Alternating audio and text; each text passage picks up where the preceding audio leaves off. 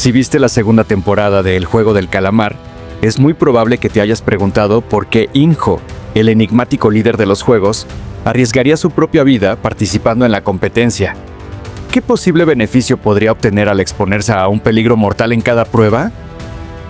Pero detengámonos un momento. ¿Realmente estuvo en riesgo de morir en algún momento? Para responder a esta pregunta, es necesario analizar una serie de pistas ocultas que la serie nos ha dejado desde la primera temporada y que muchos pasaron por alto. Todo empieza con un detalle crucial en la escena final de la primera temporada.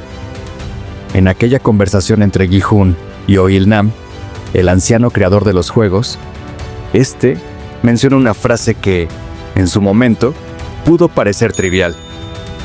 Jugar es mucho más interesante que solo observar. Pero esta línea no fue un simple capricho narrativo, sino una pista fundamental sobre la filosofía que mueve a quienes están detrás de los juegos. No se trata solo de sadismo o entretenimiento, sino de un deseo de inmersión total en la experiencia, de sentir la emoción de la supervivencia en su forma más pura. Ahora bien, ¿fue solo la diversión lo que llevó a In-ho a participar en los juegos? Difícilmente. Aquí entra en juego otro detalle clave que se revela en el episodio 5 de la primera temporada.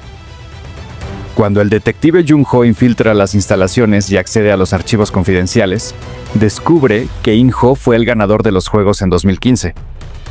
Este dato cambia completamente la percepción que tenemos sobre él, porque significa que ya conocía perfectamente el funcionamiento de cada prueba, las estrategias de supervivencia y, lo más importante, los mecanismos ocultos del sistema. Su regreso a la competencia no fue una acción impulsiva, sino una jugada fríamente calculada. Pero hay una razón aún más importante que pudo motivarlo a regresar. La reaparición de Gi-hun en los juegos pone en peligro la continuidad del sistema. Gi-hun, como protagonista de la primera temporada, demostró ser una figura extremadamente disruptiva, alguien capaz de desafiar las reglas y sembrar la semilla de la rebelión entre los participantes. In-ho, como líder, no podía permitirse que alguien así pusiera en jaque la estabilidad de la organización. Su decisión de volver a los juegos responde, en parte, a la necesidad de mantener el control desde dentro, asegurándose de que todo siga funcionando según lo previsto. Ahora analicemos cómo In-ho logró sobrevivir en cada una de las etapas del juego sin estar realmente en peligro.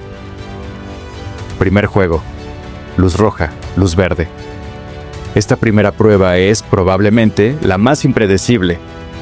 Con 455 jugadores en competencia y un alto nivel de pánico inicial, el riesgo de morir no depende solo de las habilidades individuales, sino también del caos colectivo.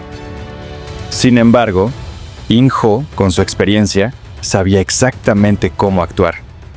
Optó por una estrategia inteligente: mantenerse al margen del tumulto inicial, evitando cualquier interacción innecesaria.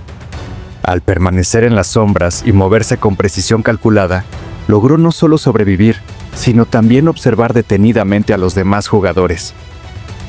Fue en esta etapa donde identificó a Gi-hun como una figura clave, alguien con el potencial de liderar a los demás y, por lo tanto, un posible problema para sus planes. Segundo juego: la formación de equipos. Esta prueba no solo pone a prueba la destreza física de los jugadores, sino también su capacidad de estrategia y colaboración. Formar equipos en este punto es un reto, ya que no solo importa la fuerza individual, sino también el equilibrio de habilidades entre los integrantes. In-ho, con su conocimiento previo, supo cómo maniobrar esta situación a su favor. Al ser uno de los últimos en elegir equipo, tuvo la ventaja de analizar las composiciones de los demás grupos antes de tomar su decisión. Además, su estatus como antiguo líder le permitió acceder a ciertos privilegios encubiertos, como recibir información sobre las pruebas con antelación o tener acceso a pequeños favores dentro del juego. Su equipo estaba en desventaja, pero los guardias podían intervenir sutilmente para evitar su derrota.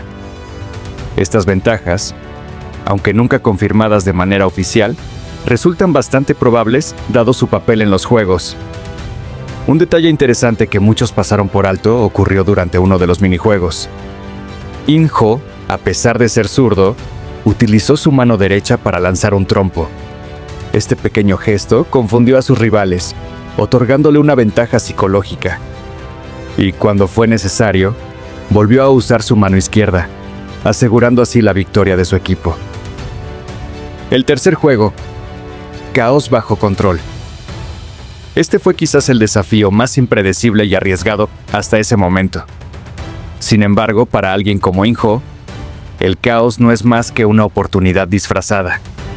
La clave era formar alianzas estratégicas. Pero si eso no era posible, su experiencia en los juegos le permitía adaptarse con rapidez. Una teoría interesante sugiere que In-Ho pudo haber tenido acceso anticipado a los números que se llamarían durante la prueba. Si esto fuera cierto, habría podido planear sus movimientos con una precisión casi perfecta.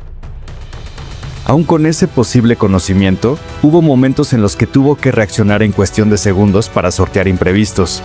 Ahí es donde su ventaja real entró en juego. Lo que realmente separaba a In-Ho del resto de los jugadores era su trayectoria. No era la primera vez que participaba. Ya había competido, ganado y más tarde supervisado los juegos desde dentro. Esto le brindó un conocimiento profundo sobre las reglas, las estrategias y sobre todo la psicología de los participantes. Como líder, había pasado años observando cada detalle, lo que le permitía anticipar la mayoría de las situaciones y reaccionar con ventaja. ¿Crees que estuvo en peligro alguna vez? Si analizamos todo, la respuesta parece clara. No. Su aparente seguridad se basaba en 3 factores fundamentales. Experiencia previa. Conocía el sistema mejor que nadie, ya había jugado y sabía cómo funcionaba todo. Información interna. Como líder, entendía las reglas a la perfección y podía usarlas a su favor. Posibles privilegios. Aunque nunca se confirmó, es lógico pensar que los organizadores tomaron medidas para garantizar su supervivencia. Un detalle que pasó desapercibido es que durante la prueba por equipos donde 5 jugadores debían superar un juego tradicional, el equipo de In-Ho y Suno fue el último en participar. Esto significa que nadie los estaba observando, salvo otro grupo que, casualmente, no sobrevivió.